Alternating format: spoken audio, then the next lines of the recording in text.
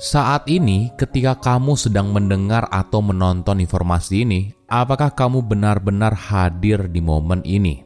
Atau kamu sambil mengerjakan hal lain?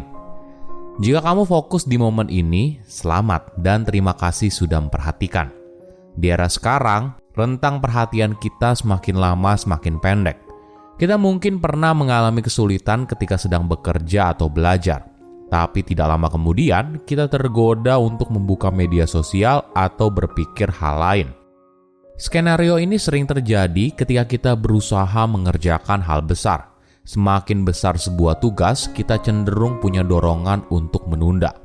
Inilah kenapa kita perlu belajar untuk fokus pada momen ini saat ini.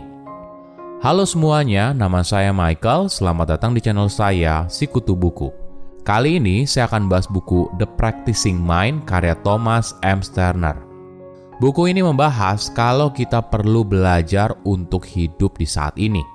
Tentu saja tidak mudah, namun perlu dipahami, hidup terlalu singkat untuk dihabiskan dengan kecemasan atas masa depan atau penyesalan masa lalu. Alhasil, kita gagal menikmati hidup yang kita jalani sekarang. Penulis menjelaskan perumpamaan sebuah bunga dan setiap tahap kehidupannya. Hanya karena bunganya belum mekar dan berwarna cerah, bukan berarti bibit bunganya tidak bagus. Saat pertama kali bertunas di dalam tanah, bibit tersebut bukannya tidak sempurna karena hanya menampilkan warna hijau.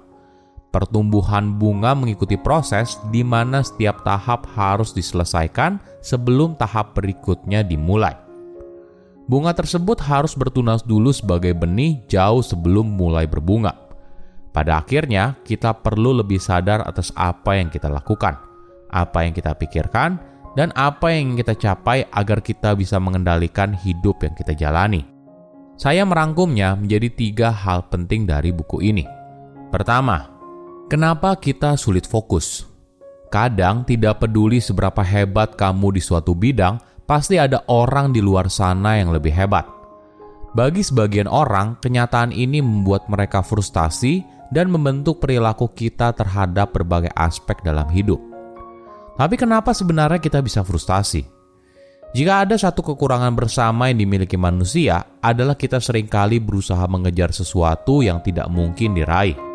Kita semua punya gambaran di benak kita soal hidup sempurna itu seperti apa. Alhasil, hidup yang kita jalani terasa tidak cukup sebagai perbandingannya. Ada yang ingin pekerjaan yang lebih baik, ada yang ingin punya lebih banyak teman, ada yang ingin mengubah penampilan, dan sebagainya. Tentu saja, ekspektasi yang tinggi tidak selamanya buruk. Gambaran hidup yang lebih baik bisa menginspirasi kita untuk bekerja keras dan menghasilkan hal lebih. Sayangnya, gambaran tersebut justru kita gunakan sebagai bahan perbandingan. Kita membandingkan kinerja kita dengan kinerja rekan lain di kantor. Ketika kita melihat diri kita di cermin, kita membandingkannya dengan penampilan orang lain.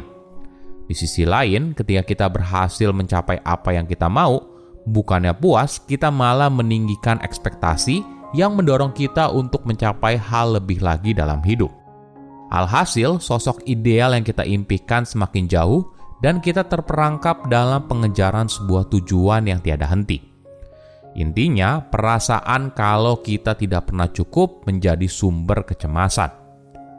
Ada yang aneh, semakin mendekati deadline, kita justru semakin tergoda untuk menunda pekerjaan. Fokus kita menurun ketika kita membayangkan ada pekerjaan sulit yang harus dikerjakan. Kenapa? Karena kita terlalu terpaku pada hasil akhir, yang seringkali terasa jauh, tidak peduli seberapa keras kita bekerja. Alhasil, kita jadi merasa down dan merusak produktivitas. Jadi, daripada sibuk memikirkan konsekuensi di masa depan, lebih baik kita fokus pada apa yang ada sekarang dan berusaha yang terbaik. Berpikir soal tujuan yang besar bisa membuat kita merasa takut dan cemas, yang pada akhirnya bisa mengalihkan kita dari pekerjaan yang harus dikerjakan sekarang. Tapi, ketika kita bisa mengarahkan fokus pada saat ini, maka kecemasan kita soal masa depan akan turun secara signifikan. Alhasil, kita mulai membuat kemajuan dan selangkah lebih dekat dengan apa yang kita inginkan. Perlu diingat, bukan artinya tujuan besar itu tidak penting.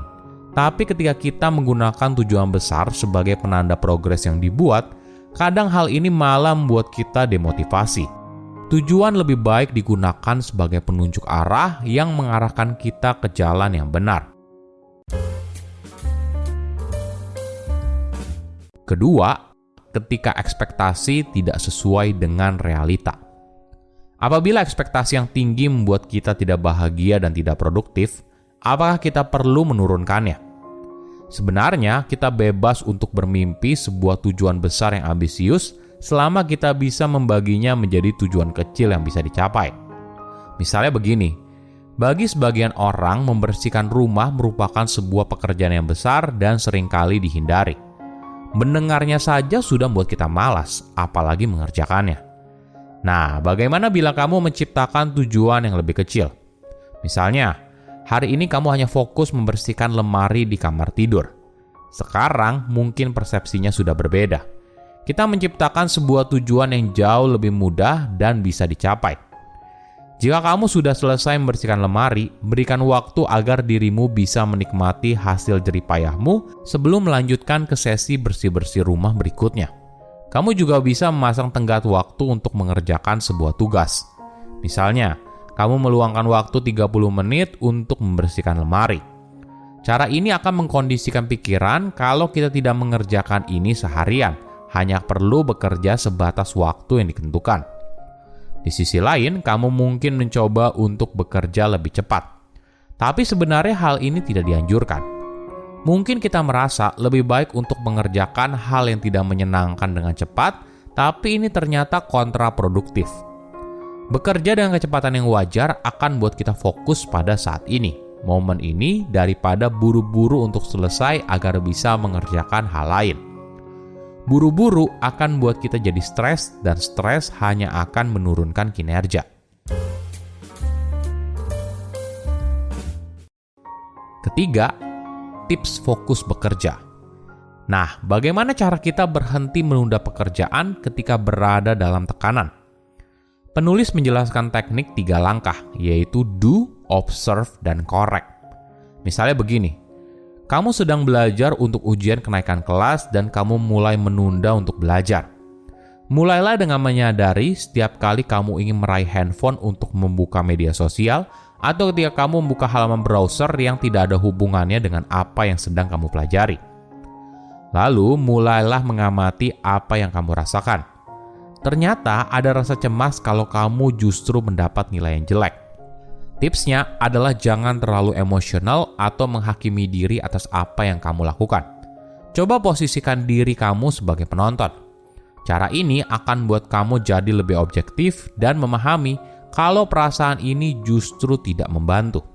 Terakhir, kamu perlu melakukan langkah perbaikan untuk membebaskan diri dari perasaan negatif dan takut sebisa mungkin. Cara ini memang tidak mudah, tapi ketika kamu terbiasa melakukannya, maka kamu jadi semakin peka dan membantu kamu untuk mencapai tujuan yang besar. Silakan komen di kolom komentar pelajaran apa yang kalian dapat ketika baca buku ini. Selain itu, komen juga mau buku apa lagi yang saya review di video berikutnya. Saya undur diri, jangan lupa subscribe channel YouTube Sikutu Buku. Bye-bye.